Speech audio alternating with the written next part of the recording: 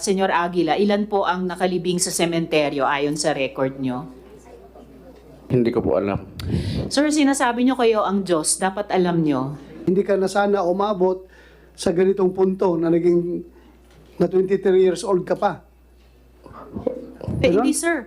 At Hindi- Mr. hindi Chair, nga po. umabot si Yesu Cristo ng 33. May isang dekada pa kayo. There was a time that it was raining hard and Senor Aguila shouted, "Let the rain stop." And indeed, the heavy rain stopped. Huminto talaga ang ulan, pagsabi niya. Baka accidentally lang po din po sir yung ipabago-bago po yung boses niya. May nagsasalita siya ng pangbabae, matandang babae, may nagkatsila, at may matandang lalaki, at yung boses niya ngayon. You confirm that, Jerez? Kaya mong magboses babae, boses katsila? Sampol. Alo.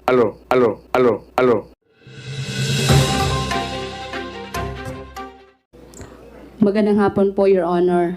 Yung mga bata po doon ay hindi nakapag-aral. Mismo po yung anak ko, pagbaba na namin sa patag, doon pa po siya nakapag-aral. I see. And ma'am, bilang dating teacher, ano pong assessment nyo sa mga learning abilities ng mga bata na nandoon pa sa kapihan? Halimbawa, marunong ba silang magbasa?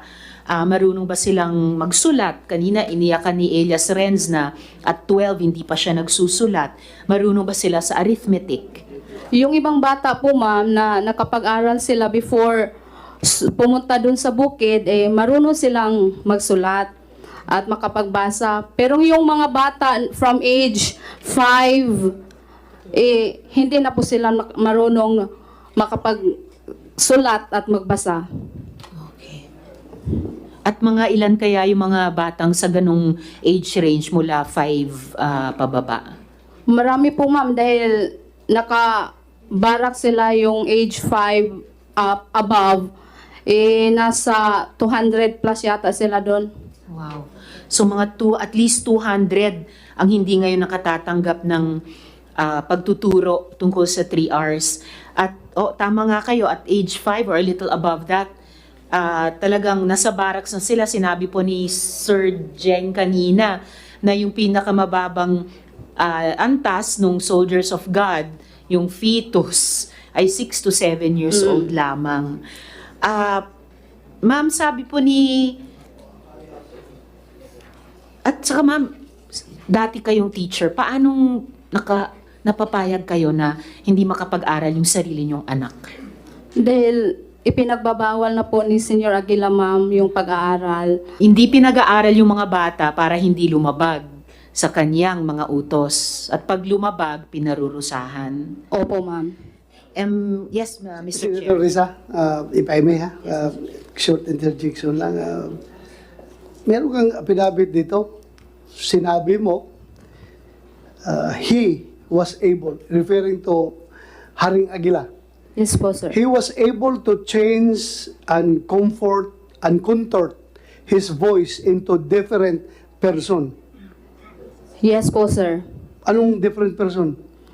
Yung una po, sir, yung cousin ko, nagkasakit siya, dinala sa hospital, at biglang dumating din po si Jerence Kelario. Oh.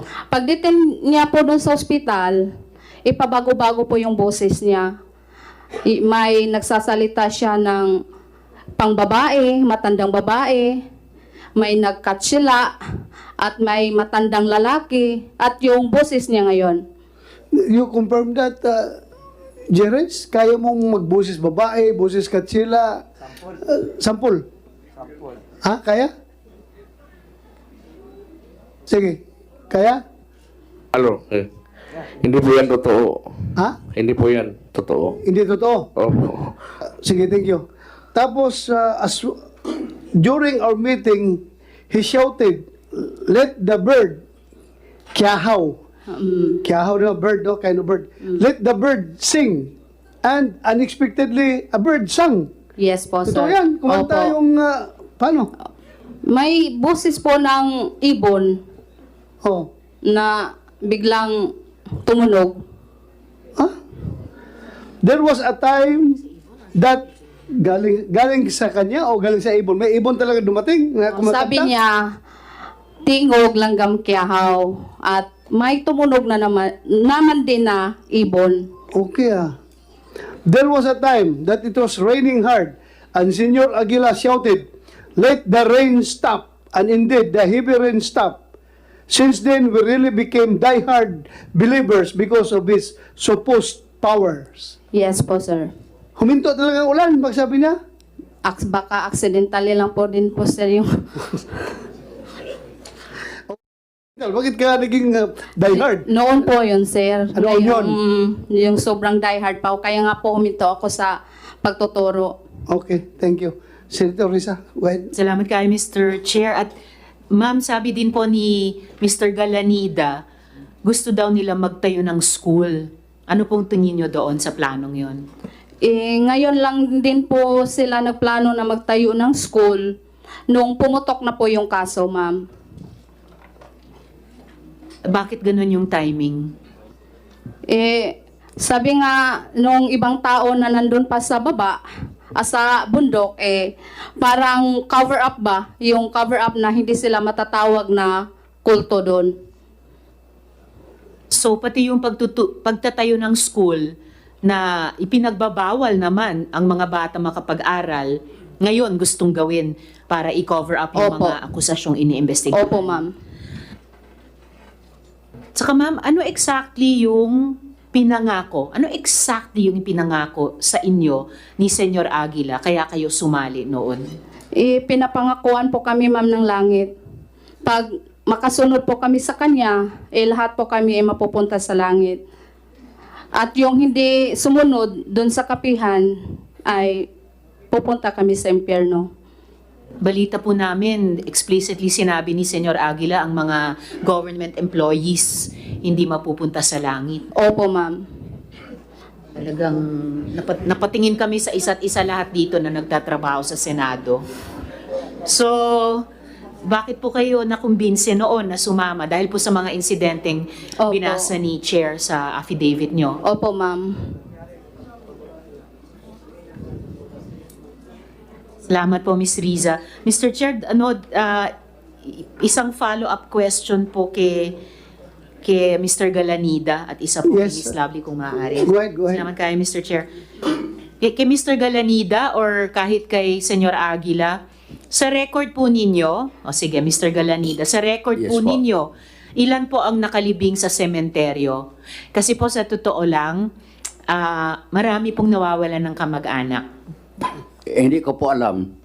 Hindi nyo alam po ilan ang nakalibing sa sementeryo? O hindi ko kung ilan sila. Kayo naman Kasi po, bago lang yun po ang nung una starting until I think only 2023 pero before that pupunta naman doon naman ilibing sa Barangay Siring na sementeryo.